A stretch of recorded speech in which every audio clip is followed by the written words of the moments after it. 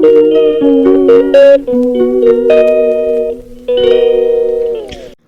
Everyone, welcome back to my channel. New একটা vlog ভিডিওতে তোমাদেরকে স্বাগত। চলে এলাম আজকে একটু ইউনিক টাইপের ভিডিও নিয়ে। আজকে হচ্ছে আমার কিচেন ভিডিও বা রান্নার ভিডিও বলতে পারো। কেক বানাবো আজকে। তো কেকটা হচ্ছে কি আজকে মাসির জন্য আমরা বানাবো। তো চলো কেকটা আজকে, আর আমরা এই কেকটা বিস্কুটের কেক বানাবো। তো কি কি লাগে সেগুলো দেখে নাই। তো প্রথমেই লাগবে যেই কটা বিস্কুট, কয়েকটা যেরকম পরিমাণ তোমরা কেকটা বানাবে সেরকম পরিমাণের বিস্কুট দেবে তোমরা। আর লাগবে একটা দুধ আর ইনো।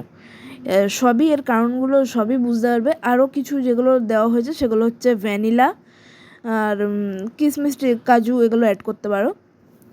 তো এখানে এবার আমরা প্রথমে সবকটা বিস্কুটের প্যাকেট থেকে বিস্কুটগুলো খুলে নিচ্ছি। এখানে আমি 7 প্যাকেট বিস্কুট অ্যাড করছি।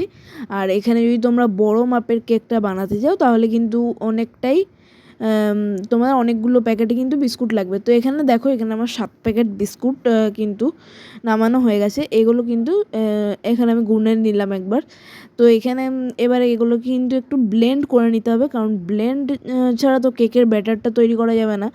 আমরা এর ওপরে কোনো রকম ডেকোরেশনের জন্য আলাদা করে বিস্কুট দেবো না। আমরা একদম প্লেন কেক একটা বানাবো, যেহেতু এটা পার্সেল হবে আর অনেকটা দূরে যেহেতু যাবে, ট্রেনের ঝাঁকুনির কারণে একটুখানি ভেঙে টেঙে যেতে পারে।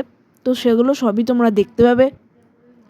তো চলো, এখানে ইনো আর আমুলিয়া একটা দুধের প্যাকেট নিয়ে নিয়েছি। যারা যারা তোমাদের কাছে যদি লিকুইড দুধ থাকে তাহলে কোনো অসুবিধা নেই, লিকুইড দুধও তোমরা এটাতে অ্যাড করতে পারো। যে কোনো দুধের প্যাকেট দুধ বা পাউডার দুধ বা লিকুইড দুধ সব কিছুই অ্যাড করা যাবে। তো এখানে দেখো, এবার আমরা ব্লেন্ডিংয়ের জন্য একটা একটা করে রিল আমরা কিন্তু ইয়েতে দিয়ে দিচ্ছি, ওই মিক্সি মেশিনটাতে দিয়ে দিচ্ছি।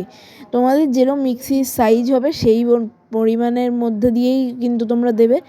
আবার যাতে ফার্স্ট ট্রিপে তোমাদের না হয়, সেকেন্ড ট্রিপের জন্য কিন্তু যথেষ্ট পরিমাণে রাখবে, সেকেন্ড ট্রিপে অসুবিধা না হয়। তো এইটা নিয়ে পরে এবার একটুখানি ব্লেন্ড করে নেবে হালকা পাতলা। আর এখানে কিন্তু এই 3-3.5 চামচ চিনি আমরা অ্যাড করে দিলাম, যেটার বাদে আর আমাদের লাগবে না। চিনিগুলো যখন গুঁড়ো হয়ে যাবে, পেস্টটা হয়তো চিনিটার থাকবে না তোমাদের সামনে, বাট যখন আরেকবার দেবে না, তখন ওই ব্যাটারটার সময় ওই চিনিগুলোও থাকবে। সেগুলো তুমি দেখতেই পাবে, সব আমি বুঝিয়ে দেবো যেতে যে। তো এখানে 2-1 মিনিটের মতো, 2-1 সেকেন্ড কি 15 সেকেন্ড যেরকম পারো মিক্স করিয়ে নিও, করে দেবে। তো হয়ে গেল আমার ব্লেন্ড। তো ব্লেন্ড এক ট্রিপ হয়ে যাওয়ার পরে আমি এরকম নামিয়ে নিলাম। আর দেখতেই পাচ্ছ কীরকম সুন্দর করে গুঁড়োগুলো করে নিয়েছি, একটুকু যাতে দানা দানা না থাকে। এবারে হালকা গরম জলে ওই ব্যাটারটা, মানে ওই গুঁড়োগুলো হয়ে গেলে বিস্কুটের, একটুখানি গরম জলে তোমরা কিন্তু দুধের পাউডার ঢেলে নেবে। যেরকমটা তোমরা চা করার সময় যেরকমভাবে তোমরা দুধগুলো সেরকমভাবেই কিন্তু গুলে নেবে। একটু একটু করে কিন্তু তারপরে অ্যাড করবে। তো চলো, এখানে আমি গুলে নিই, তারপরে দেখা হচ্ছে। দুধটা যদি ভালো করে গোলা হয়ে গেল তখনই তোমরা কিন্তু একটু একটু করে বিস্কুটের ওই গুঁড়োটার মধ্যে দুধটাকে একটু একটু করে ঢেলে ঢেলে কিন্তু ব্যাটারটাকে মেখে নেবে। দয়া করে পুরো দুধটাকে ঢেলে দেবে না, তাহলে কিন্তু স্যুপও হয়ে যেতে পারে জিনিসটা। বুঝে শুনে কিন্তু ঢালবে, যতটুকু লাগবে পরিমাণ ততটুকুই ঢালাই ভালো। যে একবারে এইটুকু দুধ আছে পুরোটাই ঢেলে দিই, করো না। যদি অনেকটা দুধ থাকে তাহলে কিন্তু একটু একটু করে ঢেলো, তাহলে কী হবে, তোমাদের জিনিসটা মাখাই হবে।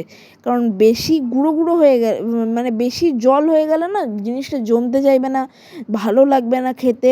তো আমি যেইভাবে একটু একটু করে দুধ নিলাম সেইভাবেই কিন্তু নেবে। দেখতেই পাচ্ছ ওইটুকুনি কাপেরও কিন্তু পুরো দুধটা লাগলো না আমাদের।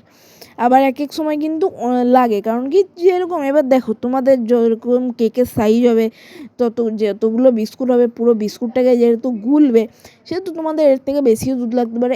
এই যে বাজার থেকে এরকম একটা ভ্যানিলা কিনে নেবে।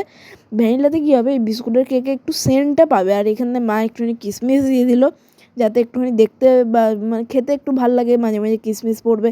এই যে আমাদের কেকের বাটি, আর কেকের বাটিটাতে একটুখানি তেল বুলিয়ে নেবে, যাতে তোমাদের ওঠানোর সময় অসুবিধা না হয়। এখানে মা তেল ঢেলে দিয়েছে, তার জন্য আর আমি তোমাদের দেখাতে পারলাম না, আর আমি ছিলামও না বাড়িতে, তার জন্য আমি কিন্তু এই তেলের সময়গুলো দিতে পারিনি তোমাদেরকে। একটু বাজারে গিয়েছিলাম। তো এখানে এবার আমি ঢেলে নেবো ব্যাটারটাকে সুন্দর করে। ভালো, যখন ব্যাটারটা ঢালবে তখন চেষ্টা করবে যাতে কেকের ওই বাটিটার অন্যান্য কোনো গায়ে না লাগে।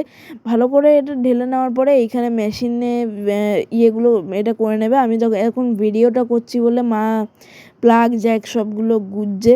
একটুখানি যখন কেকটা বসাবে তখন এরকম একটু বাটিটাকে ঝাঁকিয়ে নেবে, তাহলে যেগুলো ভেতরে যদি কোনো বাবলস হয়ে থাকে সেটা কিন্তু বন্ধ হয়ে যাবে।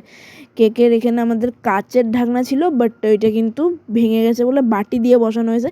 এরপরে কিন্তু এটা 20 থেকে 30 মিনিটের মতো বেক করা হয়ে গেলেই এরকম একটা সুন্দর স্পঞ্জি কেক তোমাদের কাছে চলে আসবে।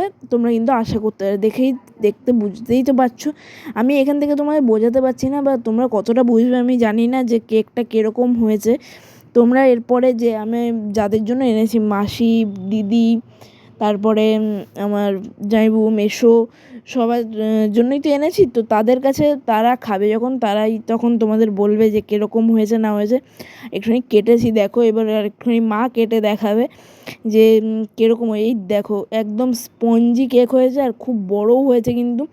7 প্যাকেট বিস্কুটে কিন্তু প্রচুর বড় হয়েছে।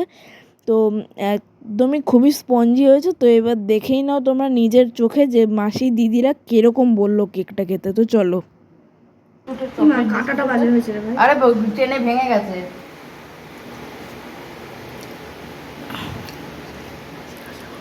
কেমন হয়েছে? হ্যাঁ, আমি বানালাম। অর্ডার দেওয়া যাবে তোর কাছে কেকের? বলো অনই করেনি। কেকটা কেমন খেলে? ভালো হয়েছে। কে বানিয়েছে? দীপ। আর দীপ তোমার জন্য বানিয়েছে, মাসি খাবে। আমার মিষ্টি খাবে না? মিষ্টি আসো। দীপ দাদা কেক বানিয়েছে, খেয়ে বলবা কেমন হয়েছে। কেমন হয়েছে মা? কেমন হয়েছে?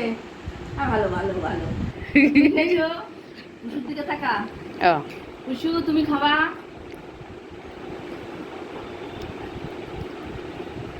কুসু খাবে।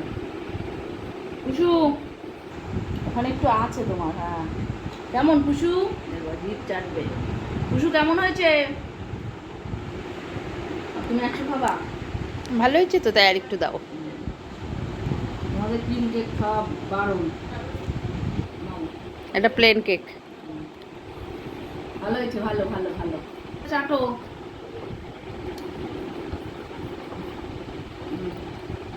হয়েছে। যাও এবার